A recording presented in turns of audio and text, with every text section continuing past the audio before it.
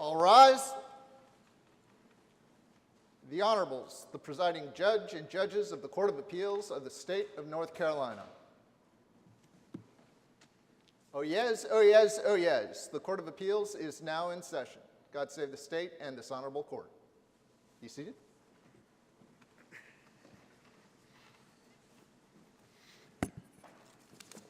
Well, good morning and welcome to the North Carolina Court of Appeals. I'm Richard Dietz, and I'm joined this morning by my colleagues, Judge Jefferson Griffin and Judge Darren Jackson. And we have one case on the calendar this morning. That's Webb versus Jarvis. And we've confirmed the parties are ready to proceed, so we'll hear from the appellant.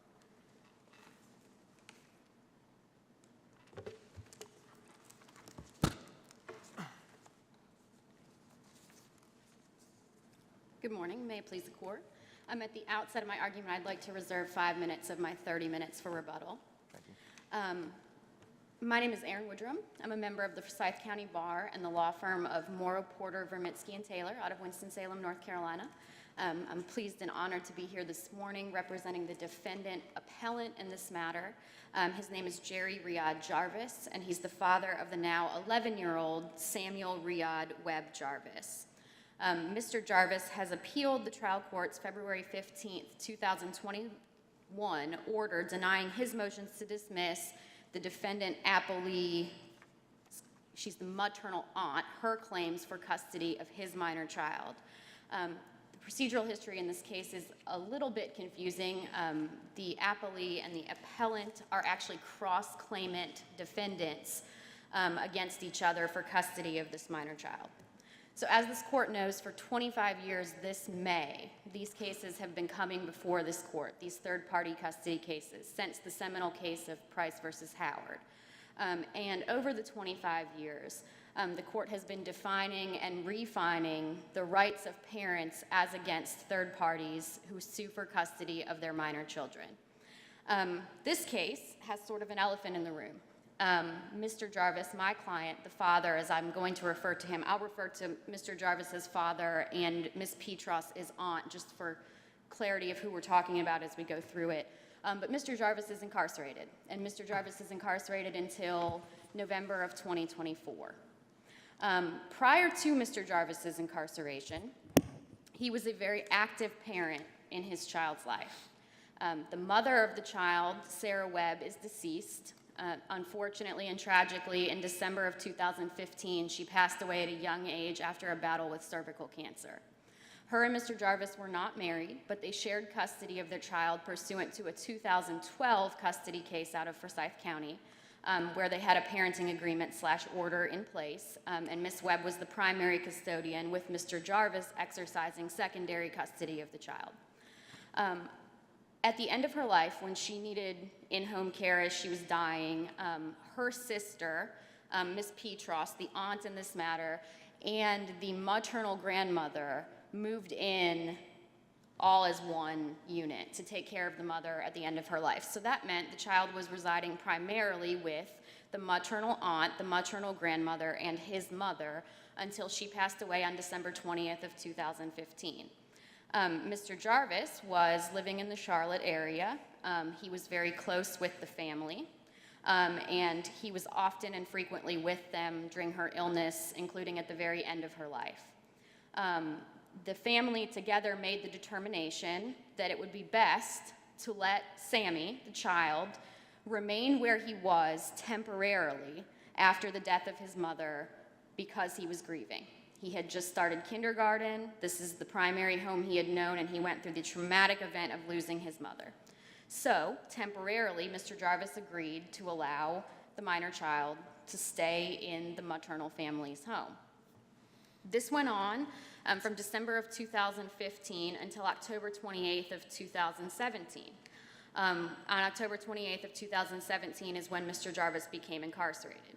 Until that time, the findings of fact in this case and the uncontroverted testimony of both parties is that Mr. Jarvis actually increased the amount of time that he spent parenting the child.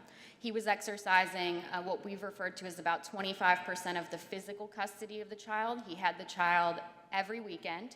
He had the child for weeks of time in the summer, and he would drive from Charlotte to Winston-Salem for events such as karate and school lunches, all these kinds of things parents do. The appellee aunt in this case described herself as parenting with Mr. Jarvis. She took it upon herself, at the death of her sister, to decide she needed to be the stand-in mother for the child. There are guardianship papers in this case. The guardianship was nullified in the Superior Court in Forsyth County because there was no subject matter jurisdiction for the underlying action since Mr. Jarvis was living. But as you know from the briefs and from the record in this case, Mr. Jarvis did sign a guardianship agreement with Ms. Petros under the pretense that she presented to him that it was so that she could handle the school enrollment with this child being in kindergarten, and so she could put the child on her medical insurance. So for this period of less than 2 years, more like 18 months, they parented together this child, Mr. Jarvis exercising custody on the weekends, whenever he could get up there in the summer, etc. Then Mr. Jarvis became incarcerated, and Ms. Petros completely cut him out of the child's life, completely. She was angry that she did not know that he had a pending charge from 2016, which is the charge that he was ultimately convicted of. He was indicted as a habitual felon, convicted, and is serving the sentence for that matter that began on November 1st of 2017.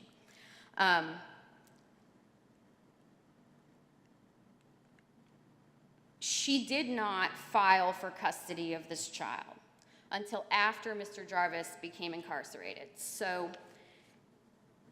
the action began with the paternal grandparents. No, I'm sorry, it's the maternal grandfather and maternal step-grandmother are the actual original plaintiffs in this matter. They filed this action in August of 2017 when they were feuding with defendant aunt that they weren't able to see the child. So they filed a complaint for visitation. At that time in 2017, the aunt actually only answered the complaint of the plaintiffs. She did not file any kind of counterclaim or it would have been a cross-claim still, against the father at that time. They were essentially aligned, parenting together. He was present in the child's life. She admits it in her document that's contained in the record. It wasn't until after Mr. Jarvis became incarcerated, she filed her cross-claim for custody. So the fundamental argument that we're making before the trial court and this court today is that Mr. Jarvis never ceded his primary paramount constitutional right to parent his child.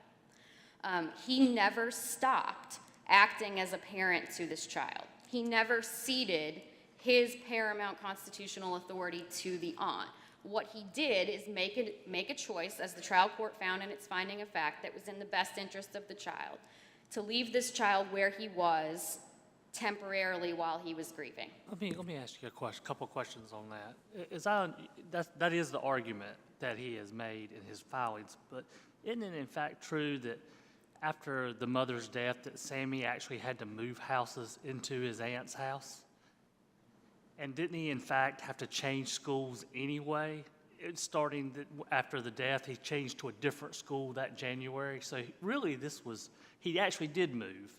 And he actually did move schools, and he wasn't just remaining where he was at. Is that not correct? He was remaining in the care of the same primary caretakers. The maternal aunt and the maternal grandmother had taken on the primary caretaking roles for the child as the mother is dying from cancer.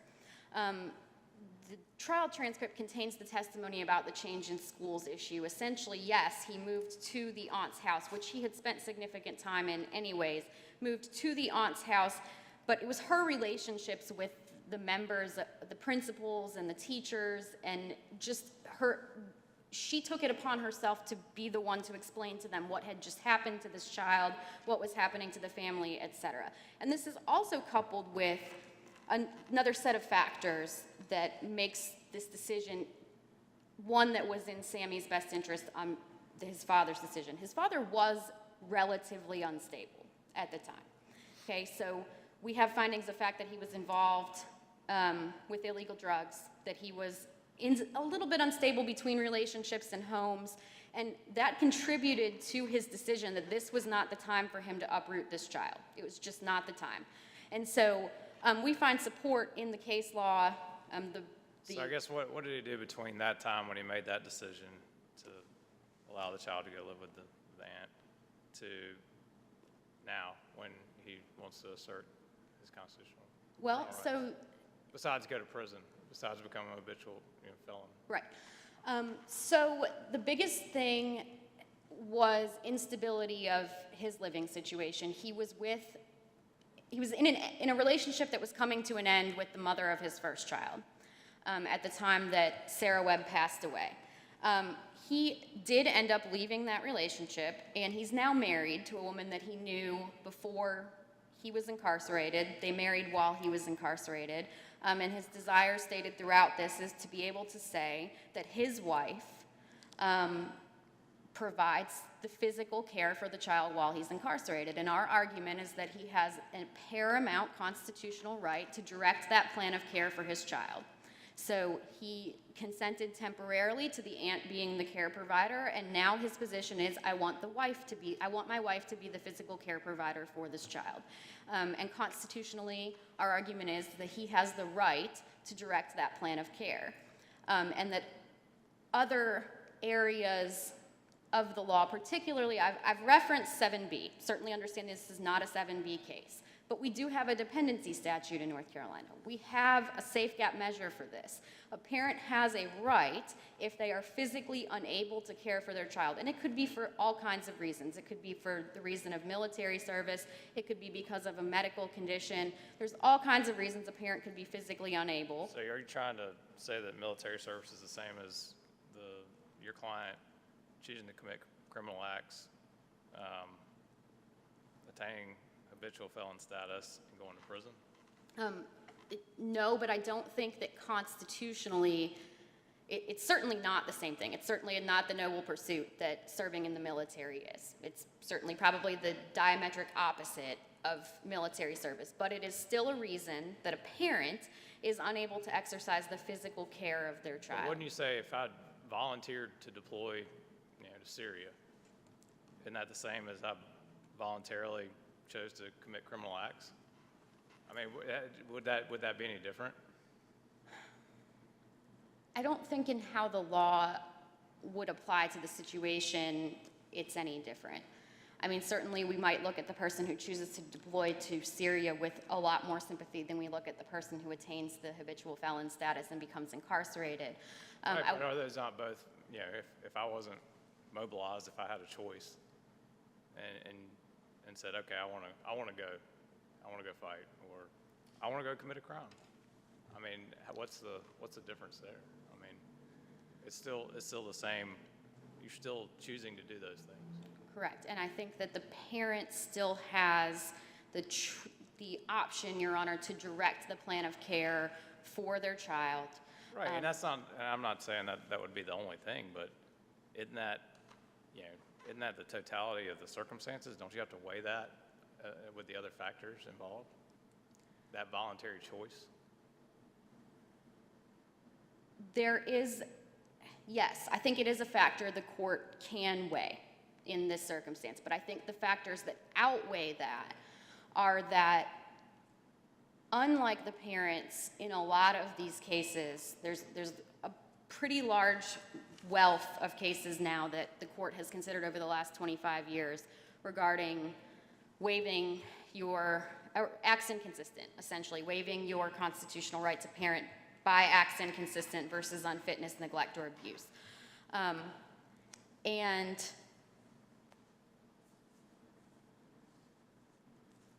what Mr. Jarvis did not do, that most of the parents in these cases, whether they're the same-sex cases or the complete relinquishment to somebody else, he did not transform another person into a parent, okay? And that is the linchpin of most of this court and the Supreme Court's decisions in this area, is that somebody else has been transformed into a full parental role for the child. Now, the trial court found... I just wanted to clarify something. This is going to get to a question I had in this case, but you mentioned unfitness, things like abuse and neglect. Hasn't what our case law actually said is that those essentially are acts inconsistent with parental status? So when you're examining this due process right that exists, if you're neglecting your child or abusing your child, that can, by itself, can be an act inconsistent that can, under the Constitution, would permit custody to go to someone else. Do you agree with that? I do agree with that. So here's my question. You framed the argument as one of standing, and our case law seems to be very confused about what sort of the framework that we look at the argument you're making here. Because in most cases, standing is like a snapshot. We decide it at the time that some litigant is asserting a claim. Is this a justiciable controversy because this is a person with a sufficient stake? And if I look at in the record at the allegations, claim, it seems to me that in fact, I think that neglect is actually, there's an express allegation of neglect in there, in addition to, of course, the sort of boilerplate language that there's acts inconsistent. So why isn't the allegations enough to confer standing? And then the ultimate question that we're just looking at is the one that we have in many family law cases, which is that there are legal criteria for the trial court in findings of fact and conclusions of law in awarding custody. One of the things in this particular case is, did the court make findings to show as a fact that there were acts inconsistent, and then that those findings support the conclusion? So not standing anymore, but the merits of the court's chosen relief. So help me understand why this is standing and not that. I understand, and I think, Your Honor, that the case law is also quite messy on that point of what is the definition of standing based on the procedural posture. Okay, so I think certainly on a 12b6 standard, they have alleged certainly enough to confer a claim, the claim upon which relief could be granted. But my motion to dismiss, the motion that we spent the time arguing the trial court ruled on, is a 12b1 motion for lack of subject matter jurisdiction. And that is the more expanded inquiry into whether or not the third party can prove and sustain the acts inconsistent. Now, in this case, you brought up the unfitness and the neglect as acts inconsistent, and I think that that is a somewhat confused area of the case law also. But we do have a pretty authoritative statement on it that comes from the Mason versus Dwinell case. In that case, it is described as a disjunctive inquiry. So either you have unfitness, neglect, abandonment, or you have acts inconsistent. And that's also consistent with... But isn't that because, see, I understood that to mean because if you get any of those latter things, it's game over. But then you have this much murkier question of what are the other acts inconsistent other than these obvious ones? I mean, would you agree with that? That's right. Sort of how they're framing it? So in this case, the trial court found no unfitness, found no neglect, found no neglect, found no abandonment, no unfitness. Okay, so we're in an acts inconsistent case, and that's Price. And so it's almost like Price itself is overlooked a lot of times, like just the plain reading of Price. Price is the second part of the disjunctive test. So what are the other acts inconsistent? And they give us the factors, whether the parent's relinquishment is intended to be temporary or permanent. In this case, we have not one but two findings of fact that Mr. Jarvis intended his relinquishment to be temporary. And Price is very clear that if you intend it to be temporary and you are not creating a permanent other family unit for this child, then it is very, very hard to have. And I don't want to eat into too much of your time, so we'll give you a little bit of extra rebuttal. But I want to make sure I understand. So 12b1, if the release says there's no subject matter jurisdiction, and I understood that argument here to be standing, that was the argument, right? So let me just give you a hypothetical. If there was a car accident, and in the car accident, someone was injured from the negligence of another driver, two cars collide, and there's a bystander on the street that saw it and said, oh my goodness, that person was negligent, they just caused injury to this driver, so I'm going to file a lawsuit. I'm going to sue them for negligence, and when I get the money, I'll give it to that other injured driver's family. Mm-hmm. You'd file that action, it would be dismissed for lack of subject matter jurisdiction. There would be no standing because you have no stake, justiciable stake in the controversy. But what if the two cars collide and the driver brings the negligence suit And then the defendant says, that lady's a scammer. She's not injured. She has no standing. She's suffered no injury. I saw it. She's just faking the whole thing. We wouldn't think of that as a standing argument. You wouldn't file a 12b1 motion. That would be a fact question. The case would ultimately decide on the merits, and then the case may be dismissed, but you wouldn't do it for lack of subject matter jurisdiction. Why is this different? Why isn't the ultimate decision by the court of whether there's acts inconsistent not jurisdictional, but just the merits, and we're looking at it through that lens? I've asked myself the same question as I've prepared this case and others that I've argued. I look at standing as just a term of art we use in these particular cases, because I agree with the hypothetical that you gave and how that would play out differently. So I look at it really as just a word, a descriptive word we use for the lack of subject matter jurisdiction for the third party. A lot of these cases are tried all the way out first. They are sort of tried on the merits. You have a best interest decision made, or you have a decision to dismiss the claim. So what I'm getting at is because if a court has no subject matter jurisdiction, nothing it did had any effect. What that means is the court had no power to act in the case. So any findings it made are, except on the narrow question of whether it's subject matter, you don't bind anything else. The whole thing is void. It's unwound. And it seems to me it makes more sense to look at it through the perspective the court's just having to make findings in this really tricky area you've pointed out. Well, what are acts inconsistent? And the court has jurisdiction to make those findings if there's an allegation of acts inconsistent, I understand is that Rule 12 motions, we can construe this with whatever Rule 12 we think it needs to be. I just think it matters because unlike the difference between some Rule 12 motions, the difference between saying a court had no subject matter jurisdiction and the court maybe made an error is very meaningful to us. So I'm just trying to understand that. All of the existing cases in this area refer to this at this time as subject matter jurisdiction, and we're arguing it here today as no subject matter jurisdiction for the aunt's cross-claim for custody, and that the court should reverse the trial court's decision and dismiss the action. And the father should have the only existing right to custody of the child, and he will direct the plan of care as appropriate for the child. So that's the procedural posture I think we find ourselves in a string of, at least a dozen cases, at least a dozen published opinions since Price, that this is in fact an issue of the court's subject matter jurisdiction. Returning to the Price factors in this case, we have the two unchallenged findings of fact, that this was intended to be a temporary arrangement by the father.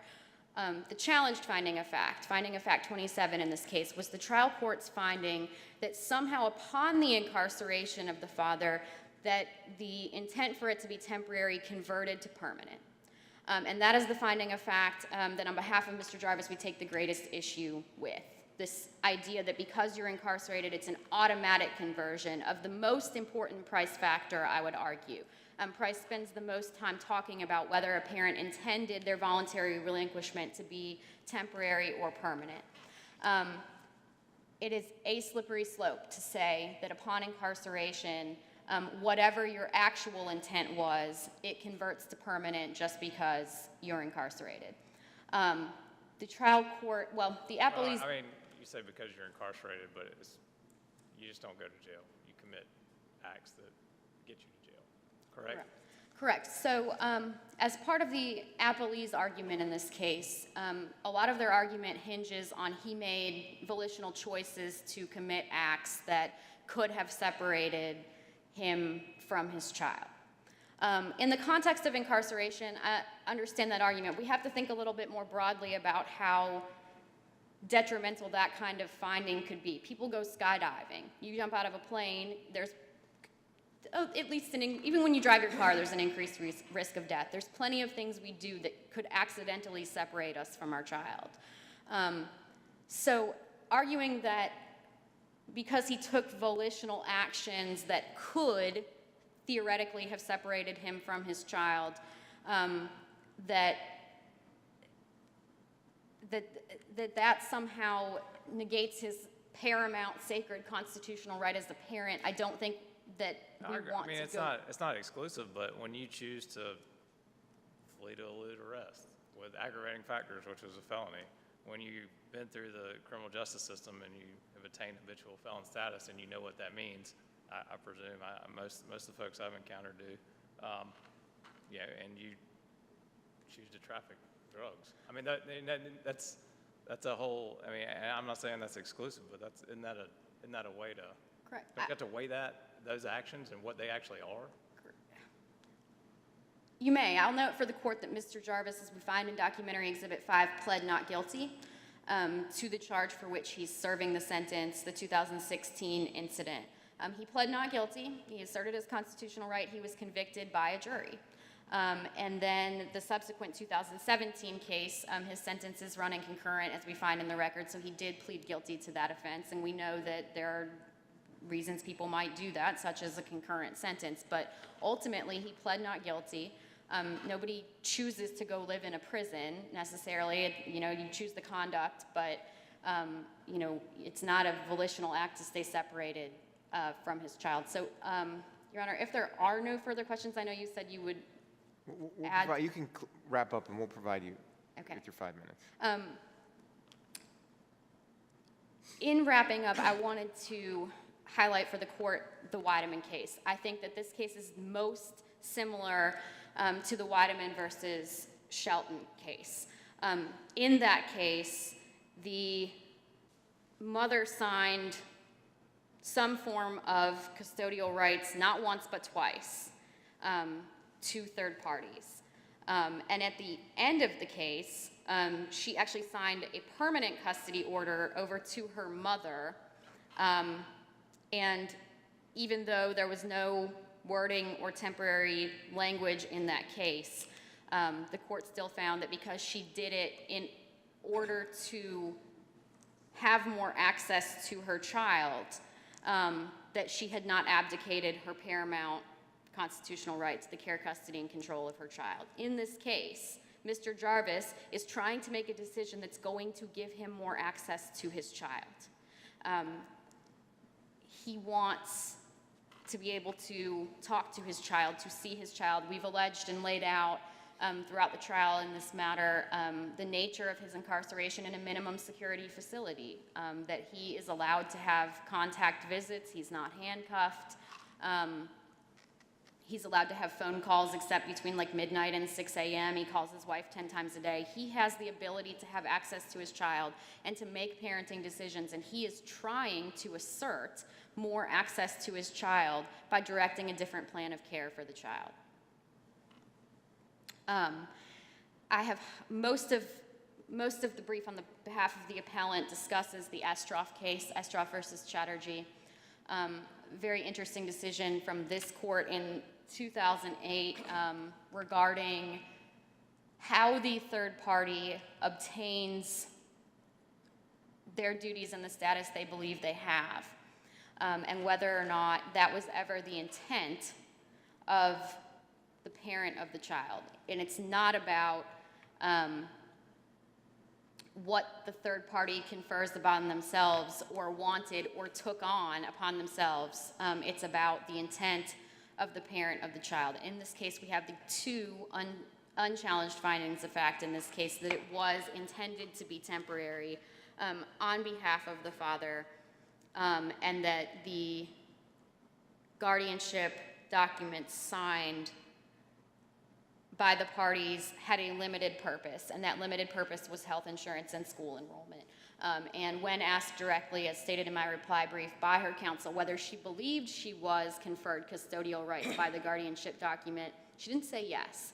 She said, I believe it allowed me to be the stand-in mother that he needed, presumably at that time, that his mother has just died and they have to make school and health insurance decisions, et cetera. So I don't believe that the signing of the guardianship is any kind of relinquishment, as it's been referred to by the appellee in this case, or the fact that it didn't have the word temporary on it changes what the intent of the parent was, which is all of the instruction that we get from the Estroff case.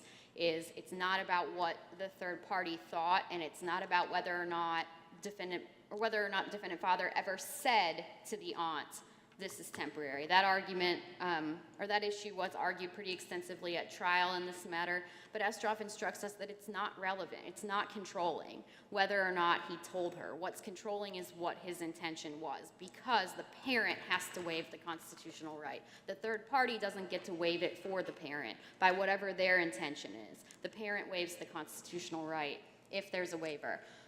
Price, our seminal case. Thank you, counsel. I think Okay, we understand your thank you. arguments. We'll hear from the appellee. May it please the court.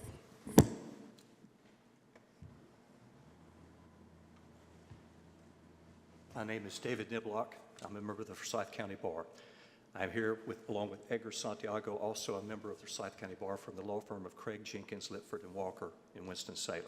We represent the defendant, Tina Petros, who, as pointed out by Ms. Woodrum, is the maternal aunt of the child. I wasn't sure whether the appropriate protocol was to refer to the child by name. We avoided that, of course, in the brief, so I will do whatever the court deems is appropriate in regard to that today.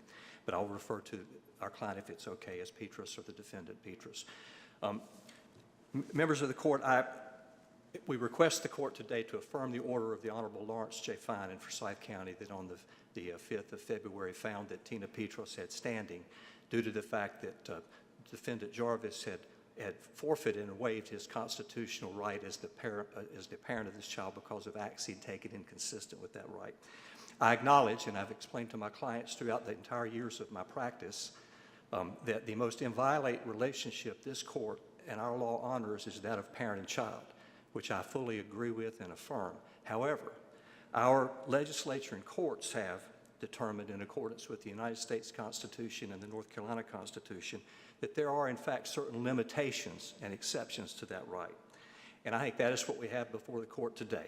Interestingly, Ms. Woodrum's argument about the actions taken by defendant Jarvis seemed to ignore any of the potential detrimental, inconsistent acts that he's taken and just gloss over them. We, of course, realize that this comes down to what his standing is, and standing is determined at the time the pleadings are filed. I just wanted to say one thing, that the reason that Tina Petros filed a pro se answer to the claim that was filed originally before we were representing her. The ultimate cross-claim that she had to file for custody purposes came about as a result of the termination of the guardianship. So it wasn't as if anything that Mr. Jarvis did or didn't do drove that. The fact of the matter is that at a certain point, he was in prison, and there was no one to exercise custody over this child. We had to deal with that as we addressed the veritable plethora of complicating and confusing issues in this case, such as the guardianship aspect. The standing is determined at the time of the filing of the pleadings. And of course, Ms. Woodrum has referred to the Price v. Howard case.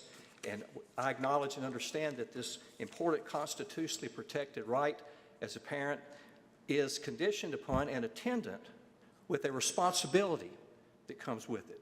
And our point today is that this counterpart with the parental responsibilities is assumed and based upon the presumption that he will act in the best interest, he being the father of defendant Jarvis, and he's not done so. The status does not extend, does not exist if his actions are inconsistent with this presumptions. In the Cantrell v. Wishon case, a 2000 case from the Court of Appeals, these factors were highlighted and, of course, originated in the Price case. But they are whether the parent's relinquishment of custody was intended to be temporary or permanent. Number two, whether the parent's behavior has created the family unit that existed between the non-parent, in our case, the defendant Petros, and the child. And then number three, the degree of the custodial, parental, and financial contact between the parent and the child. As your honors know, this is a very fact-sensitive review or determination. In fact, the cases, don't mean this is critical, but they have lots of different factors, and it sometimes is difficult to draw a real clear bright line. In fact, one of the cases I think refers that there is no true bright line argument to this area. So it's totally fact-sensitive. And here's what I would like to tell the court this morning in terms of these factors. Heard a lot about the temporary nature of this. First off, the guardianship application was consented to. Our clerk in Forsyth County at that time granted the guardianship. So that was nothing, no wrongdoing on behalf of Tina Petros. That was the position of our clerk at that time. They granted the guardianship. It does not say of its own terms, as Mr. Jarvis admitted on questioning at the trial, that it's temporary. It is very convenient for him to say, I intended it to be temporary. And in fact, findings of fact 16 say that he considered it to be temporary at the time he did it, and 27 says that in spite of his intention that it be temporary, it became permanent. But what I want to talk about is what we grow up thinking about the dichotomy and the tension between action and words. Because after they enter into this guardianship proceeding, and I note that Ms. Woodrum's brief talks about how he had more time with the child and stepped up. Well, I find it difficult to think that stepping up to look after your child involves fleeing to elude arrest, being a habitual felon, and attempting to traffic in cocaine. I struggle with how that comes together to me. I don't think those are consistent with stepping up to be a dad. But the written document, the guardianship, is something that under the Urick v. Schaefer case, 2009 court opinion from this court, the Mason v. Dwinell case, as well as Quevedo, Wolf, those are factors to be considered. So he takes that, he files that guardianship. She has, and he admits in his answer and as a finding, she was the primary caregiver. She was the person looking after this child. She has no ulterior motive of any kind other than to look after and love this child, to do what's his best interest. He signs that, and then things roll on. He continues to have weekend time with the child, although one of the findings talks about he saw the child when he was in town, which implicit in that is that it was at his convenience, so it was a very beneficial relationship to him. And then let's fast forward just a little bit, and he also acknowledges Tina had a warm, loving relationship with the child. Let's look at no action was taken to set aside the guardianship. This argument that there was a grieving period, it is, with all due respect, very convenient. We're grieving. We want to leave the child where he is. We don't ever take any action to change that up before we are incarcerated for our volitional, meaning by the will of the person, acts that resulted in his incarceration, which, by the way, finding of fact 25 says he knew, because he admitted this at the trial, if he took further action, he was going to jail, and going to jail for a significant period of time. So there's no doubt that he did exactly what he wanted to do, knowing the potential repercussions and consequences of that. He So allowed I Tina take to it handle that- all the duties. I take it part of your position is that even if the father's intention to agree to the guardianship was just for it to be temporary, which I think your friend for the appellant, has a strong argument that you can do that, and that alone would not be acts inconsistent. But your argument is, but then there are other acts that, when you look at the complete picture, indicate that even if that might have been, because the court made this finding, intended to be temporary, that over the long term, father decided, I actually want this guardianship to feel like a permanent thing. Does the court need to make an express finding of that in the order, or can we infer that from the court's other finding? Your Honor, I thought of that as I reviewed and prepared for the appeal. I would hope the court can infer it perhaps should have been a more specific and clear finding. Judge Fine is a very detailed, very analytical, and very, very, very good judge. And I think he said that in the way that he thought, but he did what the cases call on him to do, which was consider the totality of these circumstances. And at the end of the day, he said, okay, maybe this didn't, and that didn't, and this didn't, but when you finally do this, all right, it's not unlike the analogy that sometimes we have a temporary order that eventually becomes a permanent order in the Chapter 50 world. But he did what he did, knowing eventually, and Judge Fine found that eventually, regardless of his intentions, Your Honor, it became permanent by his actions. And those actions are not, the fact that he's incarcerated is what it is. It's the fact to me, he took those actions. Those specific and intentional and deliberate actions are inconsistent with his constitutionally protected and paramount interest to parent that child. And that seems to be glossed over from the other side of this. So, as I said, he took no action to set aside the guardianship. Otherwise, these criminal activities, all these things indicate that while he might say that it was temporary now, that there was certainly an indication that he was fine with the relationship. And he ceded, which is the next element, the next factor, the creation of the family unit. How can we argue that he didn't? He granted the guardianship. He signed the consent. The letters of guardianship were issued, naming Tina Petros as the guardian of the person of the child. She moved forward to continue to do everything that needed to be done in the child's best interest. While he had the weekends that are referred to a number of times in the briefs, he really wasn't involved with the day-to-day parental decisions, which gets back to the cases talking about the responsibility. I don't think he exercised that responsibility, which is an indication of his acts inconsistent with that Constitution. Counsel, I wanted to follow up with you and ask you a couple questions on that. Who made the decision for the child to repeat kindergarten? Tina Petrus did, Your Honor. And who made the decision to put the child on ADHD medication? That would have been Tina Petrus, Your Honor. Was the father involved in any of these major decisions in the child's life? Your Honor, I don't think the record reflects that he in fact was. If I'm mistaken with that, I beg the court's pardon, but I do not. I think that is an example of the degree, the extent to which he said, I know you love Sammy, I know you got him, it's all good, you take it. It appeared to me that this situation operated more like the aunt had primary custody of the child and that the father just had weekend and summer visitation. Not truly a co-parenting situation where both parents are involved in making major decisions for the child. It appeared to me that the aunt made those from the time of her sister's death. Is that correct? I think that's in fact correct, Your Honor, and I think that is consistent with the fact that while we can say it was temporary, it really was much more than that. It was her doing everything necessary to parent this child. He was a part of her family. And that, to me, is an act that he created, the father created.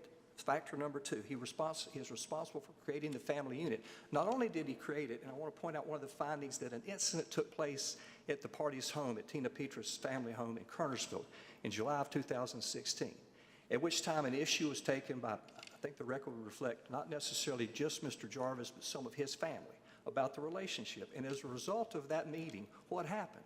It was an affirmation of the continuing this relationship. That would have been an opportunity for the defendant, Jarvis, to say, we should terminate this. The grieving period is over. I want to assume, and I want to share, I want to shoulder that parental responsibility that comes with this child being my child. Did he do it? Absolutely not. He actually affirmed that it should continue. So then we fast forward into the additional convictions and criminal action that I've mentioned already that he took. Very intentionally, in April of 2016, the felony fleeing to elude arrest, the attaining the status as a habitual felon, and then the charge of trafficking cocaine and the ultimate guilty plea. And Ms. Woodrum is correct. One of those cases he pled not guilty to. The others were guilty pleas. But even that, be that as it may, he took those actions. And the court has taken no doubt that when he was arrested in October of 2017, he was actually exercising, as you would say, Judge, the weekend custody of the child at that time. Now, there is no finding, thank goodness, thank God that it didn't happen, that the child was with him at that time, but he's in his charge, he's in his care, and here he is out selling drugs trafficking drugs for which he later pled guilty. That's significant to me as an indication of really how he viewed this situation. As I said, I think that the role became more limited after the guardianship. Not much, he didn't step up, as was mentioned in the appellant's brief. He concealed these criminal actions from Ms. Petrus. I find that to be interesting. He didn't tell her that he was charged in April of 2016. She had no idea any of this stuff was going on. And she did become extremely upset when she learned in November of 17, or October of 17, that he had been arrested, charged, and was going away. And I find it interesting that Judge Fine made a specific finding that her actions in response to that were not really of any consequence as far as the issue he was determining at our trial November a year ago, and that is the standing of Tina to seek custody and for us to move forward to a best interest standard, which, as you know, that is allowable if he has waived and forfeited these constitutionally protected rights. Then we can move forward without violating the due process clause and have an argument and a hearing over those sorts of things. I've mentioned several times that I think this relationship for Mr. Jarvis was convenient. He eventually becomes married and decides he wants to change it, and I will argue at the closing that there are cases that talk about once the relationship is created, he shouldn't have the unilateral right to just decide that it no longer exists. I think there are cases that speak to that. Once he has created, ceded the authority, and that it's just, I struggle so much to use the term fair, because when I mediate, sometimes I will say that fair is something that comes to your county once a year, because it is in fact so subjective, and I honor that and understand it, but it's just not fair for that to be the position that he can then turn around and take and be given the right under our law to say everything that you've done. Today is the 27th of April of 2022. That child has lived with Tina Petras since the end of December in 2015, with no complaints by him until the litigation started and the fussing began, which is my term for trying a case, excuse me, Your Honors, but that's until that happened. Now, one of the things that Ms. Woodrum has correctly pointed out under the law is these efforts to regain his custody, but the cases are clear that they should be considered in the light of how much custody he relinquished and what he gave up, that it's not just we look at what he's doing. And the Weideman case, I think, is distinguishable because the mother in that case had never really been uninvolved. She'd taken action. She dealt with mental health issues and some things that allowed her to then say, it is now time. And, you know, I fully acknowledge that should the court affirm the ruling of Judge Fine and should the defendant, Jarvis, be released from prison in 2014, there will no doubt be a proceeding that will take place that will have to address what happens at that time. And I get that. I honor that. That's understandable. That's the way that it should be. But Tina should have standing now to continue to exercise custody of this child. The next argument from Ms. Woodrum and the appellant was that finding of fact number 27 was not supported by competent evidence. I would strongly disagree with that. I think it is a well-drafted, cumulative finding that says all of these things taken into consideration resulted in the situation becoming permanent and him waiving his status constitutionally protected and providing her with custody. That finding, I would like to, if I could,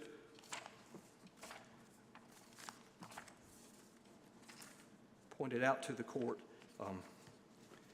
Regardless of Jarvis' intention for the arrangement to be temporary, Jarvis took advantage of the custodial arrangement and abdicated his personal decision-making responsibilities in favor of Petras from 2015 through 2017. He took no actions to have guardianship set aside prior to his arrest. The custodial relationship between Petras and the minor child became permanent when he was incarcerated on October 28, 2017. Woodrum talks about this being a slippery slope. It must be considered, I would contend, in context of the other findings and the other relevant surroundings. I think this is exactly what the cases call upon, that we look at the totality of the circumstances. Judge Griffin, to use your term earlier, I believe that's what we're called upon to view here. I also point out that again, I think that's consistent with the rulings that the case made. I think that when they say the judge found that he abdicated his authority, I look at that from a practical standpoint. It was convenient. It was selfish. He could do whatever the heck he wanted to do because he had a wonderful family unit that he created looking after Sammy. So what did he do? He took advantage of that. He sold, or it was involved in the illegal drug scene. I think that's what the finding reads. He affirmed this relationship in July of 2016. He never did anything to set aside the guardianship. His first pleading for actual custody was in response to our cross-claim. And interestingly, in that cross-claim, the answer, which I'm sure your honors have reviewed, he actually admits he's not capable of exercising physical custody at this time. Now, I realize that we were talking about him having a plan, and I understand and respect that position. I disagree with it that it should be the circumstance, but I at least understand that. And I guess if the court allows this to go forward, then at the best interest standard hearing, we will hear that. That wants to be their argument about that. Because again, all this does is allow, as I understand it, us to move forward. So there was a huge benefit to his actions. I don't think this is a slippery slope of any kind. I think that that is consistent with what was found there and what has actually happened. So Judge Fine determined that custody was relinquished in a permanent manner. It became permanent because of the actions.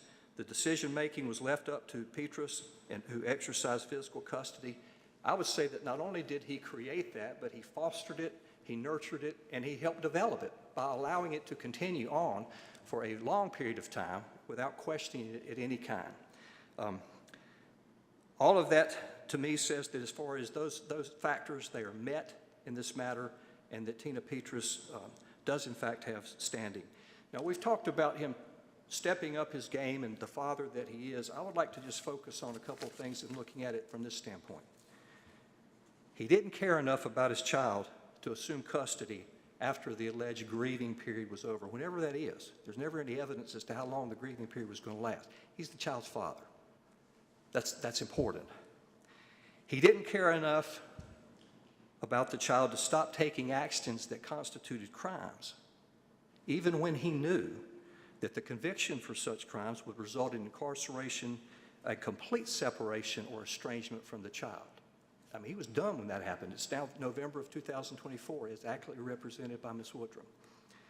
He didn't even care enough about the child and the relationship to not commit crimes while the child was in his charge, while he was physically with him that weekend. And again, I'm not misleading the court. He was not in the car with him, but that still means that as we look at a custodial relationship, the weekend custody, the secondary physical custody that we sometimes call it in the Chapter 50 world, he had him. And what's he doing? So he didn't care enough to stop doing that. He didn't care enough, and this is consistent, Judge Jackson, with what you said earlier, to question or suggest anything about Tina's parental decisions. The record is full of some, that they were able to talk, they were able to get along, Tina and the defendant Jarvis, I mean, but he didn't care enough to question or suggest anything about her parental decisions as it related to the rearing of that child until well after he was incarcerated and the litigation was underway. He didn't care enough to reach out to Sammy's school. He was there for the first grade open house. I think that's what the record reflects. He didn't care enough to file appropriate pleadings between August of 2017 and February of 2020 that questioned this relationship that he created. Now, I guess I have to say this. He did care enough to know that it was best for that child to be with his aunt. So that's an interesting dichotomy, dilemma, isn't it? He did all these things that indicate he didn't care, but what he really knew was that the proper person was providing custody for her during this period of time. And that is, in fact, what is the case. So I want to point out one thing, too. We've talked about the contact and the fact that he had time with the child. I get that. I honor that. Contact does not equate to responsibility. I can have contact with someone that I do something fun with, or that but that doesn't mean that I have responsibility that I'm exercising within the context of the presumption from the Supreme Court of the United States that you're supposed to act in the best interest of the child. So contact does not equate to responsibility. The continuing to engage in criminal conduct, I would respectfully argue to the court, is inconsistent with his constitutionally protected right. Conduct that endangers the child, trafficking drugs. And I realize that one of the cases talks about that two DWIs were not sufficient in and of themselves to be an act inconsistent, but I guess it's a matter of degree. Fact sensitive, as I said. We've talked about the fact sensitive nature of these cases, but that's bothersome to me. We are taking action that could endanger that child. He never gave, the record's clear, he never gave Tina notice that, Tina Petrus, that this is temporary. He didn't say that. He said it at the trial. And I get that, and I get what the judge found, but it's inconsistent with his actions because they speak much, much louder than the words that he expressed at that particular time. And then when we talk about he simply doesn't have the right to erase a relationship that he created between Petrus and Sammy. He voluntarily created it, actively fostered it, and now simply because of the passage of time or after a period of time, he decides he regrets doing so. That's inherently unfair. It's inherently disrespecting what she's done for this child for this entire period of time. It is just my way of saying thank you, but I don't need you anymore. But he can't do that because, thank God, our courts have looked at this and said there are actions that take precedent over that paramount right to the care, custody, and control of the child as a parent. And you can take actions that allows us to look at it, what? In the best interest of the child. They should not be able to just unilaterally sever that relationship.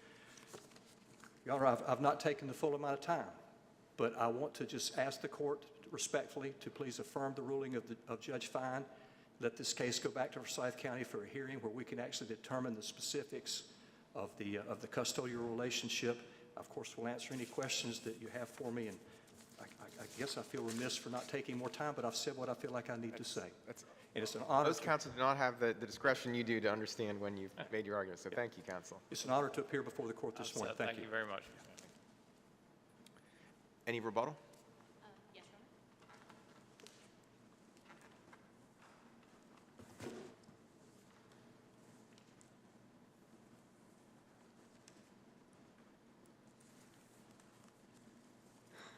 Your Honor, it's been mentioned a few times that standing is measured at the time of filing. Let's put this down a little bit. Time of filing was in 2019 when Mr. Jarvis was incarcerated, and Ms. Petros had unilaterally cut off the relationship between parent and child. Yes, we know from the cases that we're going to look back, and we're going to look back at the totality of the circumstances of the situation, but we also know standing is measured at the time of filing. At the time of filing, Mr. Jarvis was not having contact with his child, but that was completely not his volitional choice. When he had volition, there is never a time he did not have contact with this child, alleged anywhere in this record. Significant parental contact and taking parental actions with this child. I want to ask you one quick question. I want to distill some questions from my colleagues here down to, and I think this goes to their view of finding of fact 27 by the trial court. So if you look at, one way to interpret that is that, yes, your client said, I only want this to be temporary. And I think I'm persuaded by your argument that the law would permit a parent to say, please take care of my child because I'm not in a position to do it. And that may be very consistent with your constitutionally protected status because you want what's best for your child. But what happened here is that a series of actions created an understanding, a fact scenario that that may have been temporary subjectively at one point.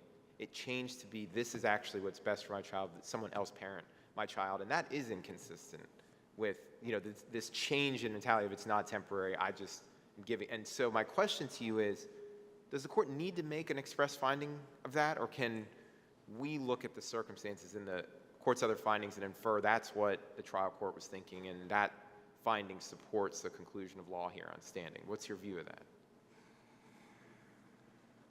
I don't think it's appropriate for this court to infer it. I don't think that there is a lot of ambiguity in the finding made by Judge Fine. I think that the court is bound by the simplicity of the statement that he made in his finding of fact that it was intended to be temporary, and by virtue of his incarceration, it became a permanent arrangement. I don't think what the trial court found in this case is what you're saying, that clause in his sentence, that it became permanent, that you can infer into that all of these other things that the aunt wants you to infer into it, that it's this whole series of events. What the judge found is that his incarceration made it permanent, and that is just factually inaccurate. Looking at the totality, and this is such a different situation than the existing case law. We're talking about a family unit, but this is not like the family units created in other cases. Even in the Price case, which is probably maybe the most factually on-point case of all of them, but in the Price case, the mother had the child believe and had the father believe that was the father, that he was the father. I mean, there is no implication in this case that the aunt was ever made to be the mother. There is no transformation of a third party into a parent in these cases. And in all of the other cases, you have that. You have this complete abdication of parental responsibility. How would you clarify? The father had the child in the summer and did not return the child when it had been agreed, apparently. And the aunt went to the home with sheriff's deputies and went in his house and removed the child. Do you not think that shows that all parties involved thought she had custody of the child, and that he let someone come to his house and take the child? To me, that says, this is permanent. I've given up my custody. Do you not agree? I don't agree. Some of this would be speculation, but there were guardianship papers, and I'm assuming that was why law enforcement became involved at all. And the only further thing I'll say about it is that my client showed respect for law enforcement that came to assist and allowed the child to go back with the aunt, because that was what apparently they had talked about doing. But by keeping the child past what they had agreed upon, he's doing something a parent does. He wanted to exercise more parenting time. He was going to exercise more parenting time. How do you explain the choice of these criminal actions that he knows has a strong potential to take him out of his child's life further? I mean, how do you explain that as not saying, okay, this is going to be, I'm okay with the situation now. This is a permanent setup for my child, and I'm so confident in that I'm willing to commit these felonies. I don't think we have any evidence that that was his thought process. That What else could it be? I'm sorry. I was like, what else could it be? I mean, Well, I don't think we have any evidence that it was that he said to himself, well, my child's taken care of, so I can go ahead and commit criminal acts, that crossed his mind. And I don't think that can be inferred to cross the minds of many other parents that could be affected by the court's decision in this case. but what's the effect of it? He's gone for how many, 8 years, 9 years? Right. He is gone until 2024. So a little more than 2 years remaining on his sentence. The child has plenty of minority left upon his release. And ultimately, the point is that as the parent with the constitutionally protected status, he has the ability to say who's going to physically care for his child, to make that decision that now he believes it's in the child's best interest to live with his wife in what is his home too when he's released. He made a decision in the best interest of the child at the time with the aunt, and he's going to make one now as the child's older and things have changed in his life and in the family situation. And with that, I have run out of time. We ask you to reverse the decision of the trial court in this matter and find that there is no subject matter jurisdiction for the cross-claim for custody made by the aunt. All right, thank you, counsel. Thank you. Thank you both for your arguments. We will recess and then return to ceremonial session. Mr. Soar? All rise. The court will be in recess. Here, here. We'll go back for a second. We'll be all right.